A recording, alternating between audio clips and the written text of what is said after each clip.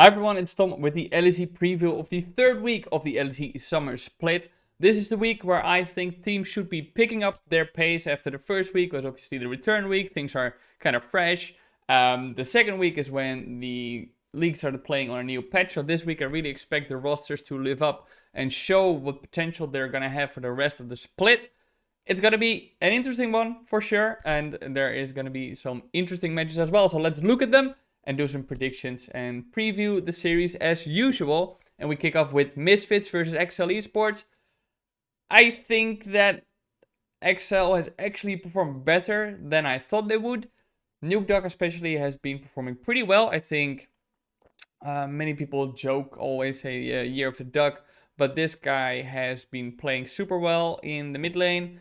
I definitely think he is the hard carry for the team at the moment, which I did not expect because of his performance in the past, and also because Patrick is still on the team, who previously has been a big carry for XL overall, but he's been doing very well. They are playing against Misfits, who also have a very good mid laner, of course, in Viteo, who's been playing very well at the start of the split so far.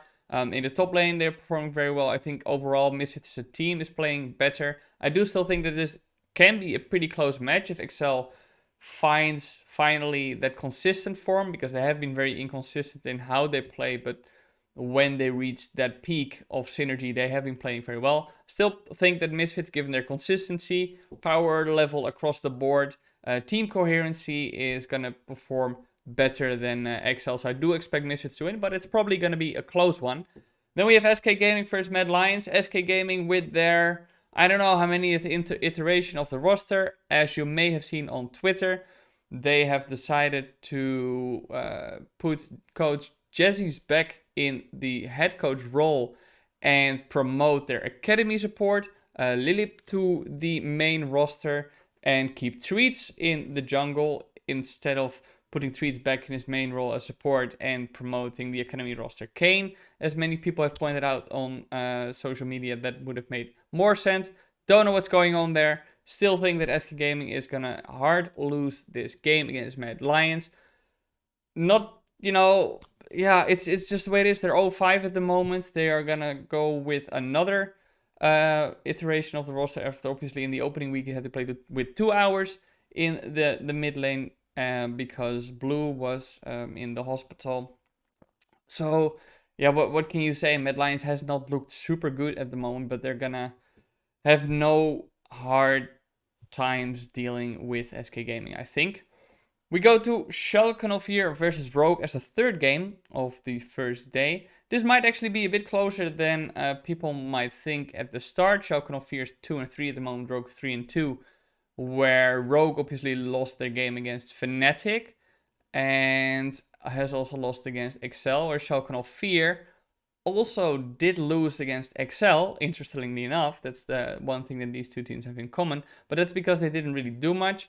And I think this game is going to be a bit closer than usual, because in Schalke you have Nuclear into the mid lane, who's been playing very well so far this split, and in the top lane you have Broken Blade, who up until this point I would argue is the best performing top laner, has needed to carry his team more often than we saw in the spring split as well. But on Rogue, I think Larsen has had a quiet split so far, playing Lucian and Jace only. Probably champions that he's gonna want to practice more because he feels they're strong at the moment. I'm not sure what, especially the Jace pick, but I plan on interviewing him this weekend, so maybe we'll get the answer there.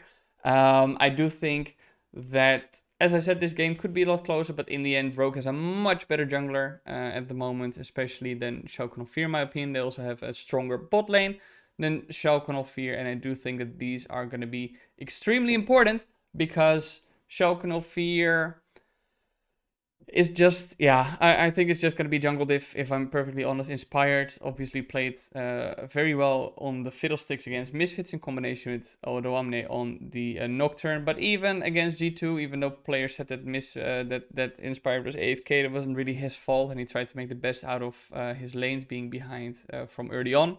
So I think overall this is going to be it's closer than people might expect. People might expect a sweep, but I do think that especially in mid and top, we could see some interesting things that maybe Schalke can take advantage of early on, and then Rogue is going to turn it around later in the game. Fnatic versus Astralis, probably not going to be very close. Fnatic has been playing much better than I anticipated them to. Astralis has also played better than I anticipated them to, but their level is just lower overall. The bot lane continues to be a liability for Astralis, and with an aggressive team like Fnatic, who try to steamroll any small advantage they get, much more controlled than they did in spring, as I've said before in a recap video. I'm not sure which week, but I do think that, Fnatic is not going to have a big problem with dealing with Astralis. And then we close Friday with Vitality versus G2 Esports. Vitality 1 and 4 really want to prove themselves, and what we've seen from Vitality so far is this relentless aggression. They try to force and force and force and force, and if they're ahead, as was said on Euphoria as well, was correctly highlighted, that this creates quickly a very big advantage for Vitality, but if they're behind, they're kind of running themselves to death and only accelerating their opponent's lead. And I think the G2 is a team that's going to be able to recognize what Vitality is doing here. So I do think that G2 is going to win that game. Then on Saturday, the second day, we have SK Gaming versus Excel. If you've seen my predictions on like power rankings, I expect these two teams to be at the bottom at the end of the split. So that is going to be interesting for me to see if they actually, maybe when they play against each other, just how bad they actually are. I'm not sure if that's the correct way to phrase it, but both teams could have had a better start. Excel, as mentioned before, did... no. I think I said previously that Rogue lost against Excel, but that's not the case. Rogue actually pretty easily defeated Excel without much of Excel's resistance. So scrap that. Pass Tom, you're dumb. Anyway, these two teams, I think, have been playing poorly as teams. SK is obviously the worst one, but between SK Gaming and Excel, I think Excel is going to win it because I've seen more highlights of them than I've seen of SK, and there's not much more I can say about that. Schalke versus Misfits Gaming is probably going to be an extremely close game. I definitely see a world where Schalke win this. I still think that Misfits is going to take it because Schalke is really trying to find that identity within the team. Reservoir has been playing well. And Veteo versus Nuclear Int in the mid lane is going to be interesting. Two French mid laners, which should excite a lot of the French community.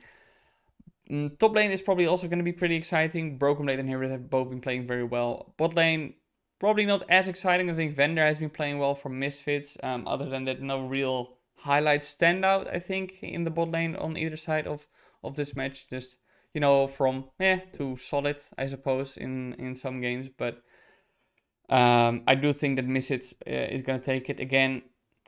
It sounds all pretty easy to predict for this weekend maybe, and I do think that this weekend is a relatively easy week to predict based on the matchup that we've been presented and the team's performances so far.